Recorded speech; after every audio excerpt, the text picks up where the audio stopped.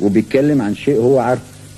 فواقعية النهارده كل المشاكل اللي احنا قاعدين بنتكلم عنها ما دي الواقعية. يعني ايه الواقعية؟ يعني المشكل السياسي او المشكل الاجتماعي، اي قرار بيتاخد النهارده في اي حتة في العالم بيأثر فيا انا كبني ادم مصري.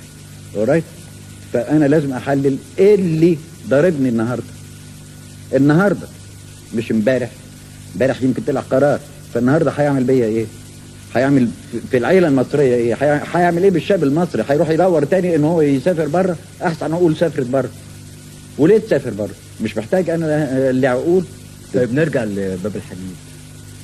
يرجع مش لاقي، او ده مش دارس، او ده ما خشش مدرسه، او ما حدش علمه، او ما حدش وكله. فالنماذج دي بتلاقيه. انزل المحطه الاقي واحد ده بني ادم زيي ومواطن زيي وبحقوق قدي. وفي ناس كتير قوي ماشيه كده من غير ما حد سائل فيها يعني هي ايه. يقول لك الغلابه. طب الغلابه ده ايه؟ طب اخليهم مش غلابه ازاي؟ ما ده من واجب بقى الناس المسؤولين.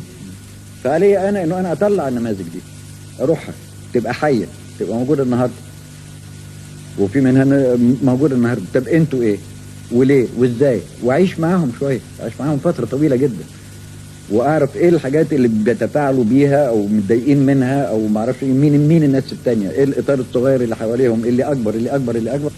وتبقى من واجب ده زي ما عمل الاستاذ صلاح. نزل في الحواري ونزل في السميره ونزل عند الناس العاديين وهو منهم. وانا كنت ارجو ان انا اكون منهم وانا منهم، بس اسكندراني او من جمهوريه اسكندريه كمان شويه هيعملوني خواجه.